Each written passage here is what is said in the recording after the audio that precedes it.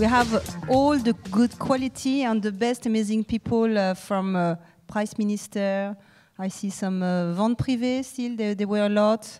There's a lot of amazing people here, and what matters is that you be here. And I guess we're going to have an amazing time with this great panel. So I'm very pleased to introduce you to James, Eric, and Philippe. So I will ask them maybe shortly to present why they're here and what they've done. So maybe we'll start with Philippe for the presentation. So a few words on Accel and what you focus on.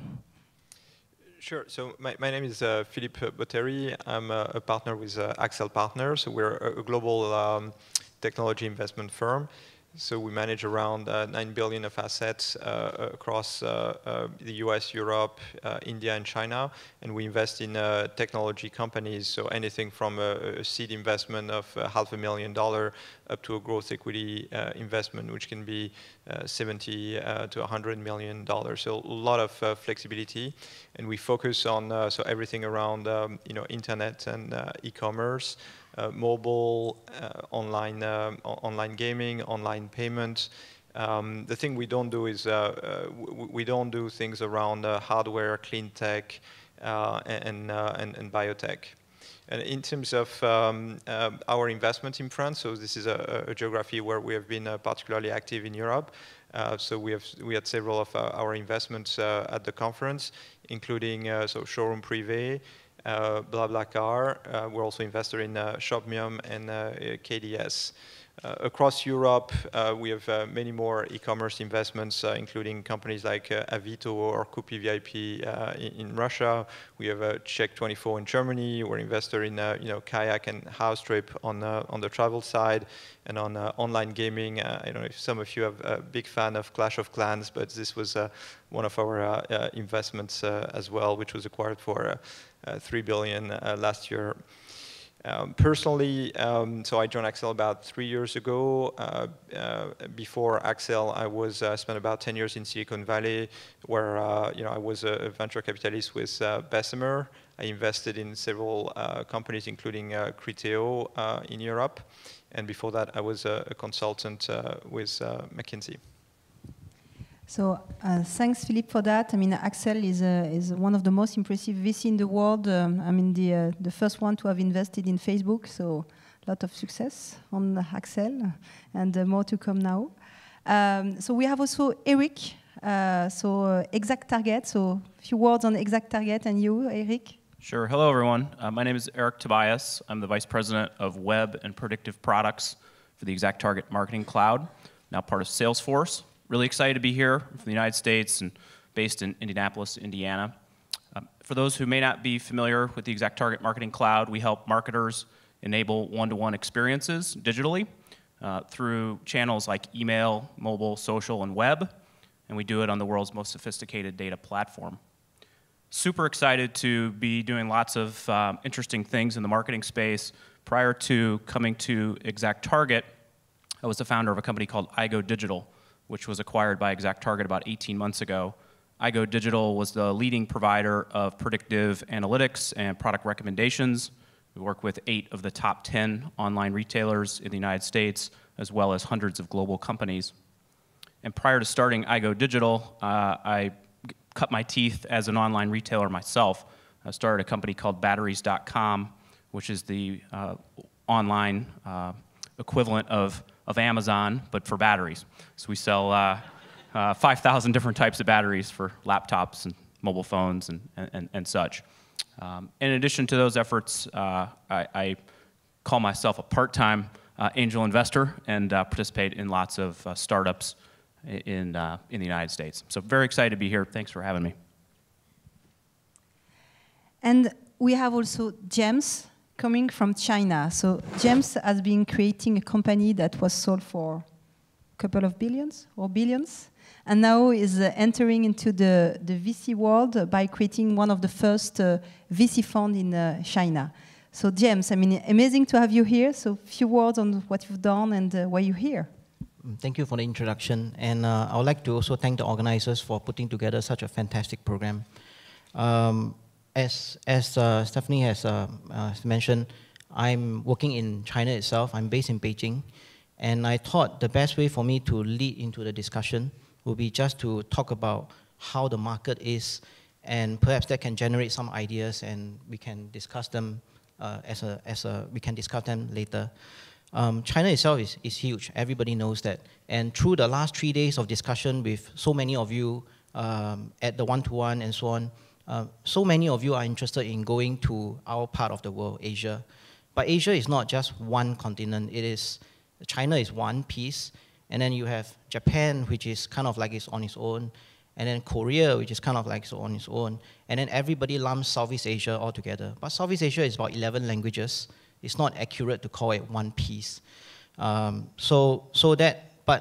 in all, we expect about $6. Every $6 out of $10 that will be spent on e-commerce this year to come from Asia.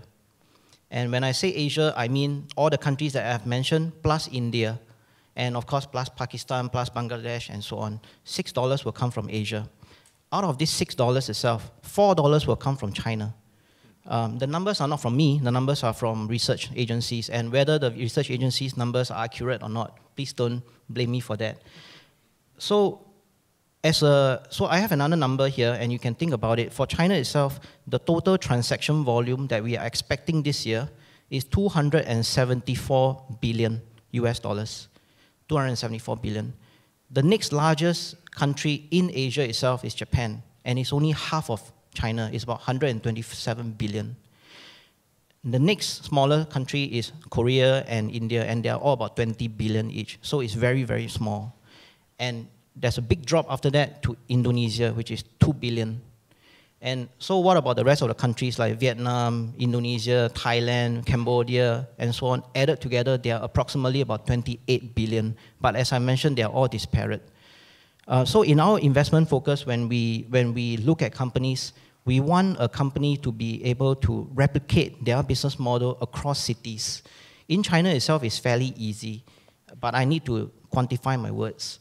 China has about 200 cities of about 1 million population each, and approximately 93 cities with 5 million population each. I understand that Paris has a population of about 4 million, just the city itself, and in the US, if I'm not wrong, only New York City has a population of 5 million, just the city, not the metropolitan area. So this is huge. But to replicate a similar business from Beijing and then doing it in Guangzhou and doing it in Shanghai takes a lot of skill. And I'm sure that from Accel's investments in China itself, it's not easy to do so. There are regulations across cities that is difficult to tackle. So that's one. We want them to be able to replicate. Next thing is to scale. We tend to use the word scale very loosely, but we define it as if you can do a $1 million business in Beijing, can you make it become a $10 million business in Beijing? Not in another city, just in Beijing itself. And we tend to see that there are 3 major cities in China that can do so: Beijing, Shanghai, Guangzhou. So these 3 major cities. So I mentioned scale, I mentioned replicability. And the last thing that we always look out for is a large addressable market. The large addressable market, well, China itself and Southeast Asia itself are large addressable markets for us. So when it comes to Asia and e-commerce, I'm fascinated by the rise of the mobile. And given the structure of the market, Asia, and especially China, Japan, are markets where 90% of the internet consumption is done with mobile. So do you think that Alibaba, Tencent could be rolling that outside China using a pure mobile strategy? I mean, this is, by the way, what Rakuten is already doing. So what is your view on that? I mean, mobile is key, definitively, on our business. Okay, let me just talk about Alibaba. I think everybody here, since we are all in e-commerce, we should know about Alibaba. It has already filed for a potential listing on the New York Stock Exchange. And just some interesting statistics on Alibaba itself. In 2012, the GMV, or the gross merchandise volume, the transaction value that goes through Alibaba, was more than Amazon and eBay combined. And Amazon and eBay, you know, is a worldwide company. They are all worldwide companies, but just Alibaba in China alone is already more than the two companies combined. Will they adopt a mobile strategy as they go forward? This is, we think is very obvious. In China itself, the internet population, people who go online, is approximately 800 million, approximately. And the mobile population that goes online is approximately 480 million. But the numbers are changing, so our numbers might be outdated. Out of these 480 million, approximately 80% of them are still on 2G. Not 3G, and definitely not LTE, 4G, definitely not. Although this year, because of the licensing that have been issued by the government, this will increasingly change. But already my company, my company which does, our group itself, which the companies that we invest in, has a combined GMV of $1 billion USD last year. And already about approximately 5% of it come from mobile. It's very small, and it's actually very much smaller compared to the other companies that we see, like Tencent and so on. But with 2G on just 2G on 80%, and already 5% coming through a transaction, we think there's just so much room to grow. So maybe a question for Philippe. Recently, Rakuten bought Viber. Today, Tencent announced Tango. So how do you explain that? What is for you the dynamics behind those communication services and e-commerce providers alliances? I think the big acquisition in the space was Facebook, of course. So the question, paying $90 billion for WhatsApp, and the question when people saw that is, why is that worth so much money? I think there are two reasons for that. One is the user base was really massive. So if you look at the number of people in the company, the acquisition is around 500 people, $500 million per employee. Of course, so that's a pretty high, it's worth hiring more. But compared to the number of users, I think their user base is several hundred million, I think in 300 to 400 million. So that's one reason. The second reason is that the level of activity of this user is just off the charts compared to anything, any other service, compare even Facebook or Twitter. So you have an application that hundreds of millions of people are using pretty much every day and several times a day. And so that's why it's worth so much. So now the question is, what do you do with that? Where do you, what is it? What can you do from a strategic standpoint? So there are many things you can do. I mean, first, WhatsApp right now is only text messages, but soon they will add voice. And when they add voice, I mean, then suddenly, they compete against Skype and all the voice provider. But also, when you have such a high level of engagement, you can also think about different things you can do around gaming, around shopping, around advertising, around just gathering information about the preferences of the users that you can use later on to personalize the product and services you want to offer to them. So I think that there was a trigger with first Viber and then WhatsApp, and then the other players are realizing and say, wow, this is such a strategic asset. We need to make a play as well. So does it mean that social is now so important for e-commerce that all the e-commerce player needs to have a social strategy, making sure that people could interact, communicate? Eric, you're in the heart of that in the US. Give us your view on this. Sure. So a few things that maybe just to add on from the mobile perspective, and then I'll talk about social. 2 years ago, we saw an interesting statistic that I think the whole world knew was coming, but at ExactTarget, we send a lot of email. It's one of our core capabilities, and we saw that for the first time, more email was opened on a mobile device than on a desktop device. I think we all know that is occurring, but the statistics finally got us there. And as I've been interacting with lots of different folks over the last couple of days here at the show, been asking people how much of your traffic is coming through mobile, and the common answer that I'm hearing is anywhere from 40 to 50%. And I was with a customer last week in the United States, a large online e-commerce retailer, who shared with me that now they have 73% of their traffic coming through mobile, where a year ago it was 40% and 2 years ago it was 10%. So we all know that this is occurring. We as consumers have these devices in our pockets that enable us to do amazing things, but when you just break down the data, it's not that the mobile movement is coming, the mobile movement is here, and we really have to rethink how we react to that. From a social perspective, one of the interesting things that we're seeing in e-commerce through many of our customers is that they're using a couple of different tactics to drive e-commerce. The first is they're enabling their websites to be more interactive. They're not only allowing customers to share products and post to their networks, but they're creating communities within those environments that allow customers to talk to one another.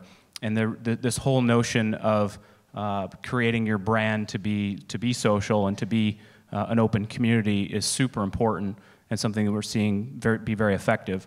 And whether that's bringing in hashtags into the experience so that customers can search products by most shared or most pinned or most popular, all the way through, engaging the merchandising experience. It's just a very important tactic for e-commerce. And then I think the other thing that I would say that we're seeing in the United States is with the social network Pinterest. Pinterest is actually the most profitable and the highest ROI from a social network perspective for an e-commerce retailer. The ability to have customers pinning products and then have the ability to buy them right there on the spot. The latest data I saw that it's every pin on Pinterest is worth $1.03 to an e-commerce retailer, USD. So that's pretty important data, and I think that all of us realize that social is really part of the DNA of any e-commerce experience. So social, mobile, all this generating a lot of data. So Philippe, I'd like to get your view on the big data and the effectiveness of the use of data in e-commerce strategy. Where is the innovation going to be?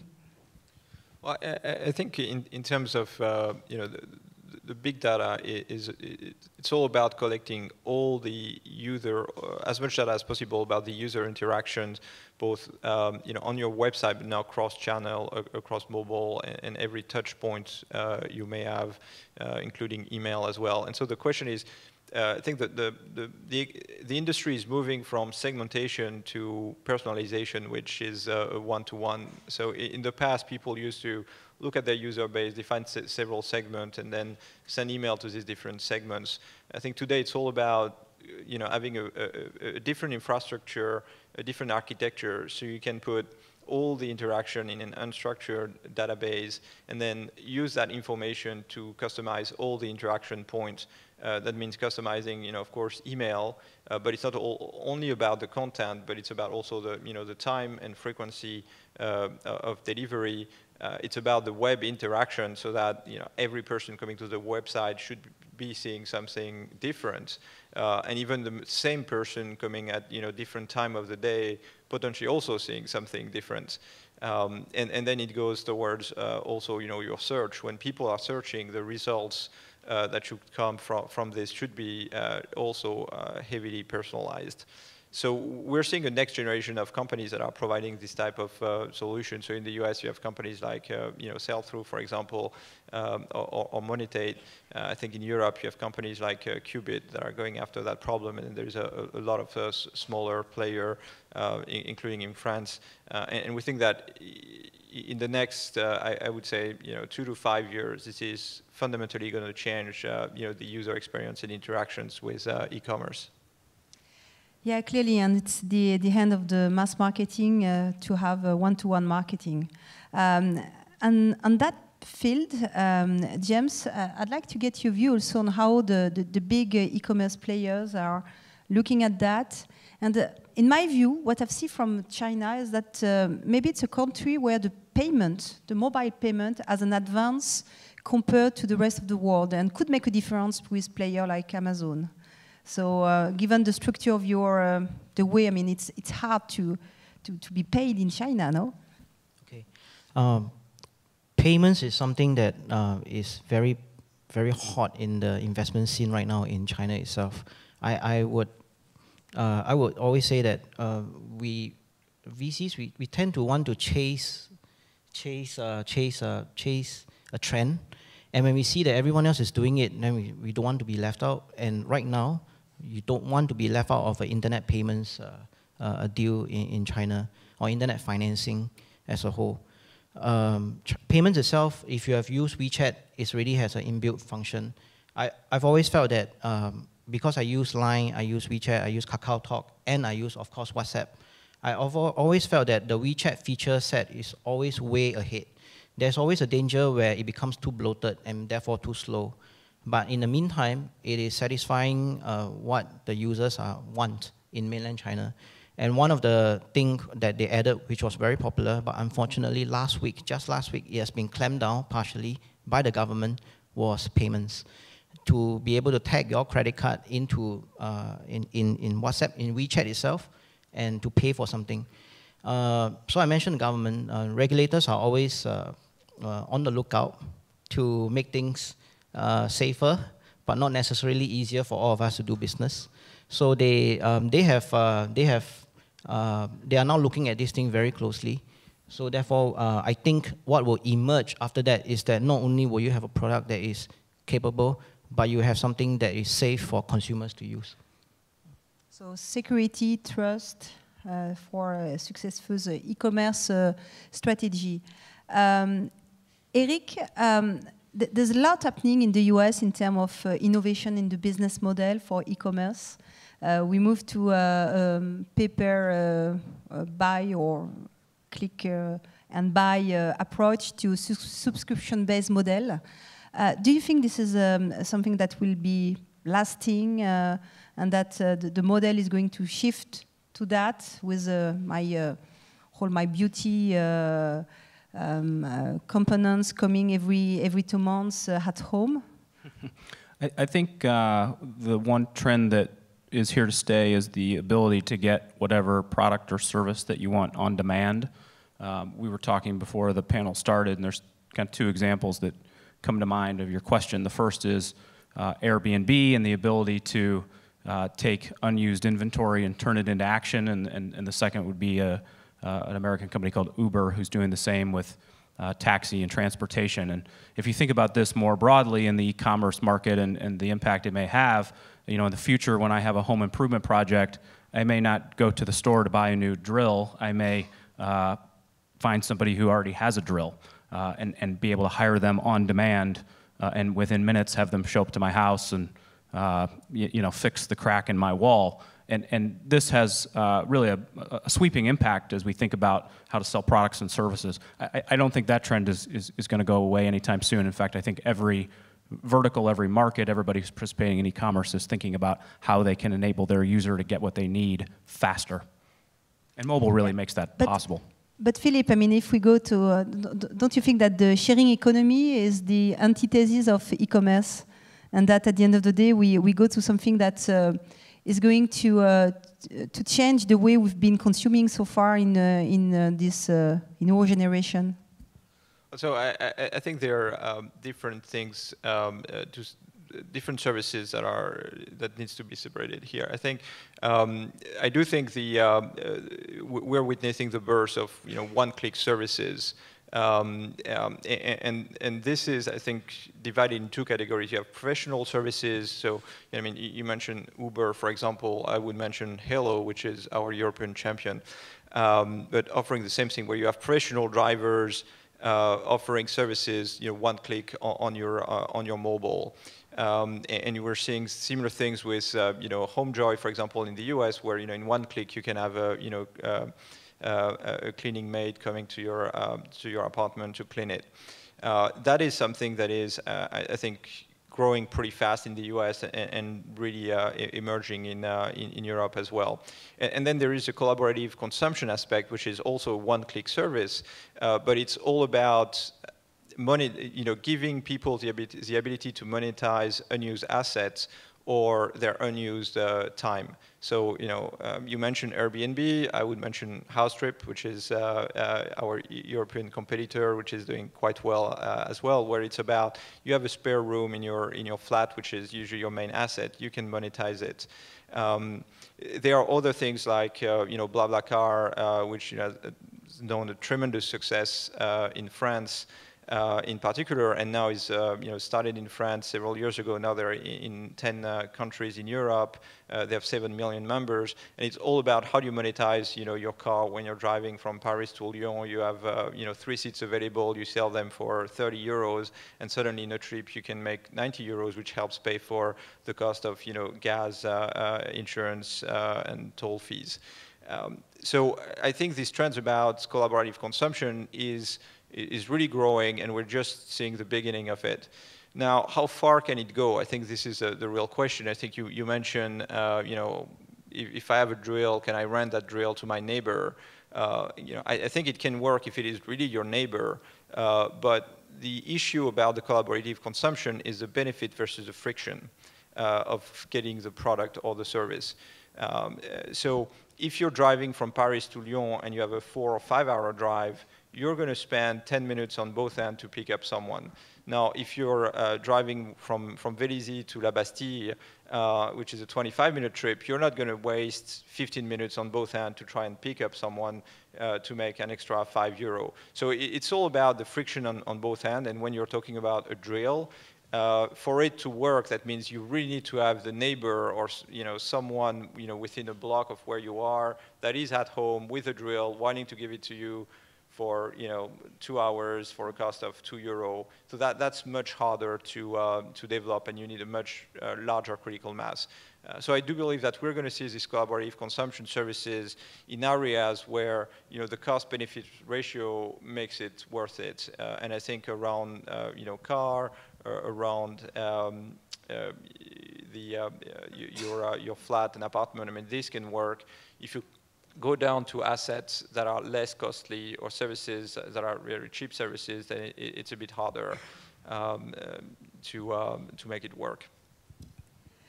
Yeah, but James, collaborative consumption, is this something happening in China? Imagine, I mean, if we can share the car, the house. I mean, in a country like China or India, I mean, it could be massive.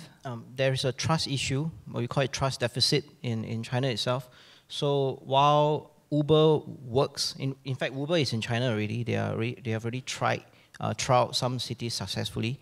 While Uber works, Zipcar will not work. Zipcar is just, I have a car, I put it in a car park somewhere, and you can go ahead and rent it. That will not work. We have seen that kind of models come inside, and they flop very, very terribly. Even if they have tracking devices installed, it's just a hurdle to cross to have your car lent to someone else. So that also, as an extension of Airbnb, we have a copycat called iRezu, which is a Rocket Internet clone. It doesn't work because of trust issue again. I mean, Airbnb, when it started out, there were a lot of talks about people going into houses and trashing it and so on. It's not even to the extent. People don't do that we have not heard cases where people do that in China. It's just the fact that I would be renting out to another local Chinese who maybe I don't need that money. So trust is a very serious issue, which is why if I were to just go back to the previous question, which was Alibaba and so on, one of the reasons why Alibaba took off 10 years ago, or maybe slightly more than 10 years ago, was it implemented something called escrow. Without escrow, without the ability to have an escrow function, it would never have taken off. So if you were to come into China and try to do something, you have to consider seriously the trust deficit that we have. Just to bounce on your point, I think you're totally right that one of the pillars of collaborative consumption is being able to establish this trust. And everything around these marketplaces is about how do you establish trust. And I think what is changing right now is that before trust was a rating, which is what you have, that's how eBay started. But now with all the social services, you can add a next layer of trust with, if you're connected through LinkedIn, through Facebook. I mean, if you have 150 or 200 Facebook friends, I mean, it's pretty hard to create a profile where you can try to go fairly deep and fake it. So when you start to have a connection, and that's what Airbnb is doing, and you say, well, you're connected with Facebook, you have 100 friends, and by the way, you have maybe X friends that are 3 degrees away from the person that owns the flat. I mean, all these are things that are creating trust and that didn't exist in the past. And I think that the next layer of trust that we're seeing is we're seeing services like Jumio, for example, which provide ID verifications, etc. So the truth is, I mean, the world is made of a lot of honest people and a small portion of dishonest people. And so it's not about, well, trying to find the top of the cream of the very honest people. It's just about make sure that you're able to screen to make sure that the people who are not honest and represent a small part of the population are not on your service. And I think now that we have enough tools to make this happen, and I think that's one of the driver of the collaborative consumption economy. We speak a lot about the digital consumption, but there's still a lot of stores. So, Eric, how do you see the innovation going into stores? Do you think that the Internet of You, the Internet of Things, will change that? Yeah, I think this is a big area. I saw a statistic, I think it was last week, that estimated the U.S. Mobile e-commerce market by 2016 to be around 350 million. I'm sorry, let me rephrase that, getting my numbers wrong. The e-commerce market in the U.S. by 2016 to be 350 billion. Of that 350 billion, 10% would come through mobile. But when you extract and take a look at what the number is, if you consider the influence of mobile, then the market size goes to 700 billion, so 2x. So what does that data tell us? It tells us that people are certainly buying on their mobile device, but they're really using their mobile device in the store. And this concept of Internet of Things, where my Nike Fuel Band is connected to my computer, and it's connected to my mobile app, and it's communicating all of my movements. Or one of our customers at Salesforce, Philips, they just came out with a toothbrush that's connected to Wi-Fi. So when I go into the dentist, and the dentist asked me, how's it going? You've been brushing your teeth? And I say, yeah. And he has my data before I even open my mouth. That's a new world. and I think we're only going to see the acceleration of that. Is it a better world? Yeah, well, whether it's a better world may be a different panel, but it's certainly a different world. And I think the cost of enabling products is becoming dramatically lower and lower.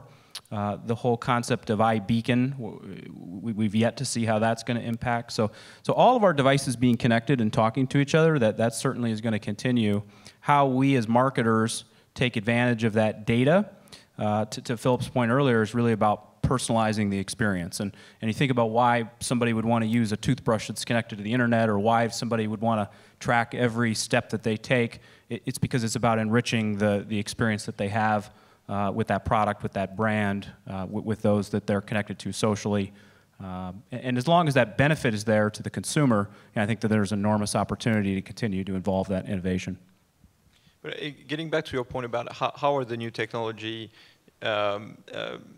give an advantage to offline stores, I think there's several things that are happening right now. I mean, first, you have delivery services. So in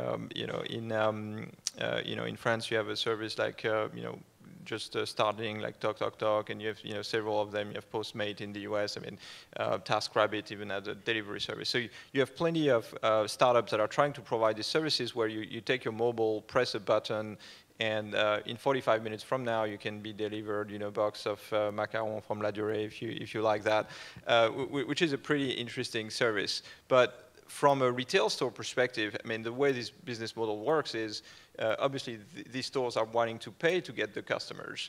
And so now we're seeing a next generation of technologies that are driving people to store, leveraging the mobile. I mean, Shopmium is another example where they had several very successful campaigns where basically you see in your app and you say, well, if I'm going to to these stores, and for a purchase of 40 euro, I get 10 euro off. Or if I go to a store, I will get this new product offered if I make a purchase of overall of 30 euro or so. And that is what the brands and the retail stores are looking for. Is like, how do you drive foot traffic? And I think with the web it was very difficult, because if you're in front of your of your PC, you're static. Now with the mobile, it's possible, because you're mobile, you're on the go, and you can actually walk into these stores. So I think that this is something we're going to see more and more in the next few years. Yeah, I think that's an excellent point. And just to kind of reinforce that point in a different way, in the US market, if you look at the top 15 e-commerce players, if you looked at the list in 1999, and then you look at the list in 2014, it's exactly the same with the exception of one name. And that one name is Newegg, and they were started in 2001. So essentially, for all the massive amount of innovation that's happening, excuse me, the list of the top 15 looks the same today as it did 15 years ago, which I think supports the point that there's a massive change coming, but brick and mortar is still driving a significant portion of the market, and mobile will continue to reinforce that as opposed to take away from that. I find that super interesting. And do you see some pure player going to become brick and mortar player and investing into physical stores? Amazon, one day? I'll take a shot at that one. So in the US market, and really maybe globally, Amazon, Walmart, and eBay are kind of a three-horse race for global domination. And if you look at Walmart's publicly shared information on usage of their mobile app versus their website versus their store traffic, they get more store traffic in a day than Apple does in a year. And it's a pretty profound statistic. And so I think if you're Amazon, you have to develop other competitive advantages if you're not going to go into that space, which if you think of drone delivery or any of the other innovations that they're working on, those certainly you could argue could be more game-changing. I personally don't think Amazon will ever develop brick and mortar in the way that we think of brick and mortar today, but it certainly wouldn't surprise me if they had kiosks that you could purchase from, or quick delivery options through partners, or through themselves through drones. Yeah, I think it's all about eventually the consumer experience. So if we look at a company like Bonobos in the US, which is one of our investments, they've developed a new brand of clothes for men. Initially started, purely online, and then they developed some, limited number of stores, which I think are more showroom than stores, because they are not the ones that are in a premium location. I mean, sometimes they're in flats or places, but where basically you can go, you can try some of the product to get a feel of the size, test some things, and then buy more online. And so it's really a symbiotic relationship between the online and offline, where you get a lot of leverage, of course, from the online, but then the offline is, gets this additional premium consumer experience, because that gives the ability of for the consumer to touch a product and be closer to the product. So I think we'll see more and more of these models evolving, because at the end of the day, it's not about being online or being offline. It's about providing the best consumer experience. And the world is not black and white. It's always a combination of things. And I think the companies that are going to manage to combine both are going to reap the best economics and create the best experience. So maybe a last question for James, and then we will have a short video and open the floor for some questions from you. James, we are European. We always thought that the internet could be either done by some US player or European companies like Vente Privée, Asos, and Criteo, and all the Price Minister, now Rakuten companies that we, wonderful e-commerce company we have in Europe. But then Alibaba is going to be IPO, have a lot of money. So what is your bet? What is Alibaba going to do? Will Alibaba stay in China or become a large consolidator of the market? We have seen the internationalization strategy of the big boys like Tencent, with like Alibaba, like Baidu, fail miserably. Baidu, which is the Google of China, search, is bleeding money in the overseas country that they have, for example, in Korea, in Japan, in Indonesia. They are bleeding. Tencent itself, with the exception of WeChat, which is by far their most successful international product, have failed in every single way, whether it's mobile gaming or it's IM, instant messaging, or any of the games that they have. Alibaba itself has some form of internationalization because it started off as a way to allow people from overseas to buy B2B anyway. So it does have that, but it's a super, super small portion of what is happening internally within China. With an inflow of cash through a public offering, we are going to see a lot more of them acquiring companies rather than doing it themselves. So what we tell our companies in Southeast Asia itself is if you can get to become the number 1 or number 2, there is a very high chance that don't look for Amazon, don't look for eBay, don't look for the Facebook, look for the equivalents in China, and that might be a very viable exit route. So we wait Alibaba to buy the wonderful companies we have in Europe. Well, we have plenty of them. So and Rakuten has already paved the way. So thanks for that. We'll have a short video because just coming back to the basics. So if you could send the video. Yes.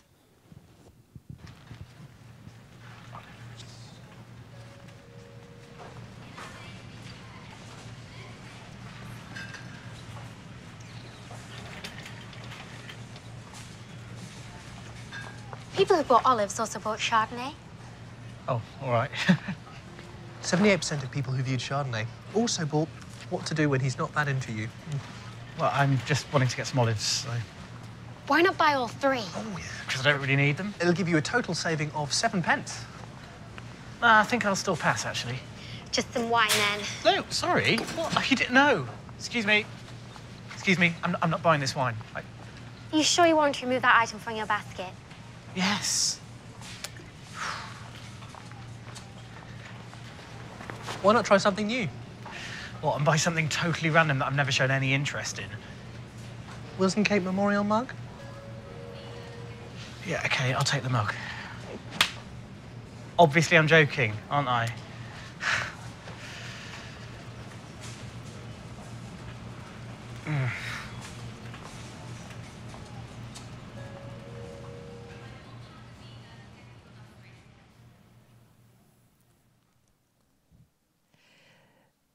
So yes, a lot of innovation, but don't forget the basics. Get the basics right. So, do you have some question? I mean, it's the time to open the floor for that. So, who is first? I'm sure you have plenty of them. If not, I still have 10 minutes of questions, so don't worry. But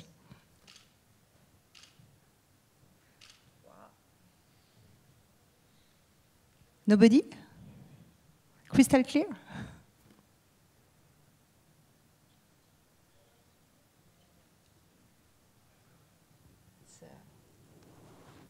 So we said at the beginning that not the quantity but the quality, so you need absolutely to come with some questions. So. Okay.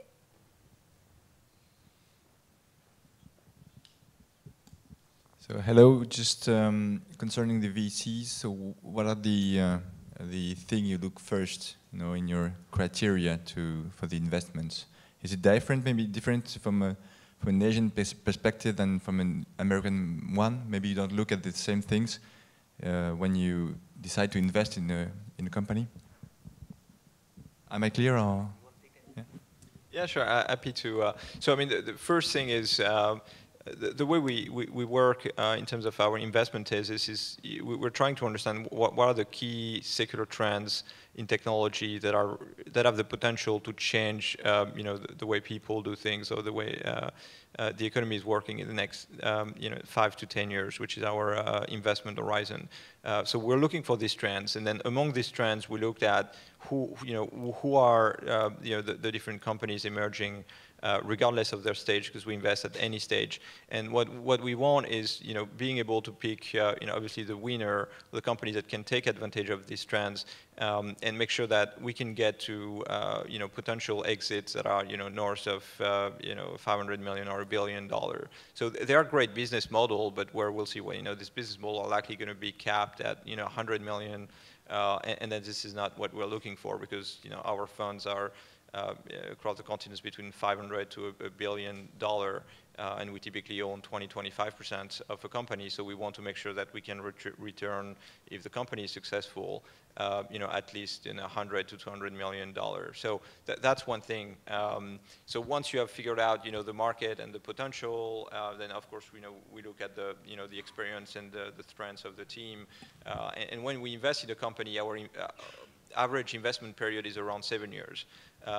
So it's a short marriage, but it's still several years of interaction, and therefore we want to make sure that we have the right there is a right chemistry, and the team we can work with the team, and the team can work with us for this period.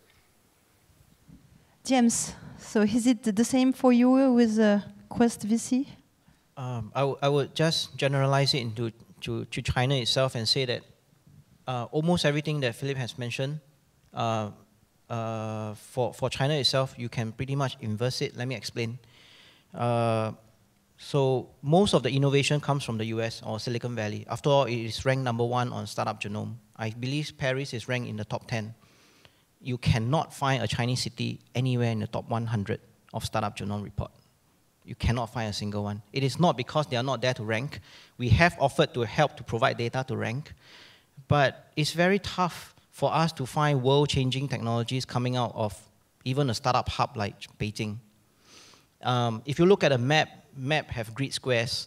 Within 4 grid squares in Zhongguancun, which is our Silicon Valley equivalent, you have approximately 4,000 companies there. And I can say quite safely that all of them will be of a model that is already existing, whether it's in Europe or in the Valley or in the US.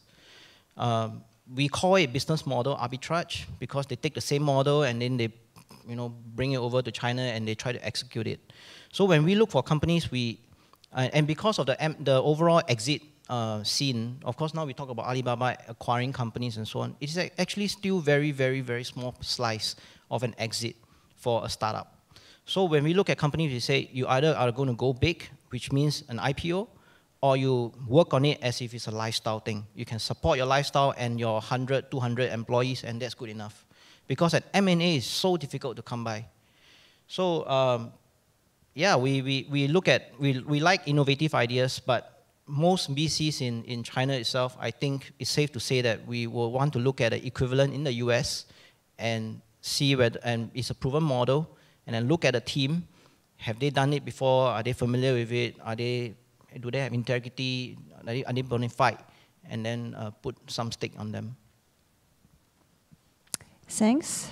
Is there a new volunteer? Yes. Yes, I have a question for James. You've talked to a few people here during the past 2-3 days in Monaco, and you've seen a lot of French digital companies. Which kind of companies do you think has a chance of success in China today? Which company would you bring to the Chinese market if you had to choose a model that you've seen here, or companies that you've seen selling products here? What kind would you bring to China and see opportunity for them over there? It's for you. Okay. Can I just throw the question? It's a hot topic, China. Can I just throw the question back to the audience and ask how many of you are actually interested in Asia? So quite maybe about 1/3, about half of the audience. Okay. Let me just use a US example first, and then I can talk about my short stay here. As you know, most internet companies from the US have failed miserably in China. Google failed, Groupon failed, Yahoo failed. Where else? I think LinkedIn failed initially, but now I think they are getting their act together. And I'll explain why. Evernote and LinkedIn are by far the most successful models so far. What they have done and what you should consider doing is that if you have a very successful model here, don't bring that model lock, stock, barrel into China and try to run it as if you are running it back home in France or in Europe. What LinkedIn and Evernote did was that they appointed a Chinese CEO, and the Chinese CEO has a reporting line back to the international or global CEO. So in the case of Evernote, you'll be Philippe, so reporting there. But otherwise, the CEO on the ground, the China CEO, has the carte blanche to run the whole thing. And one of the ways that internally that they've structured it is that they are funded by a Chinese VC. So if you want to go over there, we would love to talk to you, to fund you, but we don't really want to fund your France or European or US operations. We are more interested in where our money can become smart money. So we want to own a stake of your Chinese operations. And we will do our best to help you find a team, the core management team, who can then therefore multiply to run the operations there. Because France and Europe is so well known for your exquisite products, luxury products and so on, this could be one of the areas that you might want to consider. If you are looking at manufacturing, because cost of production is so much lower in China, although it's increasingly getting higher, that could be one of the ways that you can also consider. So maybe a last question. Olivier, you wanted?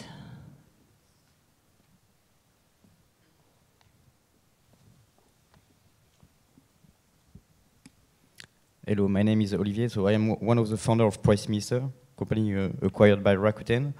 And also, I am an angel investor in France. So I'd like to know, considering that we are lucky enough to have someone from China, US, and London, what is the image of France regarding your investment capabilities, and what kind of advice would you give to us and maybe to our politicians, to our president, François Hollande, to improve the French market attractivity for big investors, big foreign investors such as you are? So maybe Eric will start. I think that's a great question. Very easy to answer. And someone told me a long time ago that you should not answer questions where you don't have any expertise. And this is an area I don't have a lot of expertise. But I would say this as an entrepreneur who has sold 3 businesses now. You need an ecosystem that encourages collaboration. You need an ecosystem where the successful companies mentor and bring along other startups. The biggest way to do that is larger companies need to hire smaller companies as opposed to exclusively working with other big companies. Larger companies have to be okay when their employees leave to go to startups. That's important. And then startups have to the point that was made about kind of the investment thesis, you have to have an ecosystem where startups can thrive in markets that are not just growing, but are going to evolve and radically change. And I'll leave my comments at that. So maybe as we're now running out of time, so maybe a very short word on that from Philippe and James. Well, in short, I would say that France has clearly demonstrated its ability to create very large companies. I mean, we have seen it recently with Criteo, which is worth close to $3 billion now.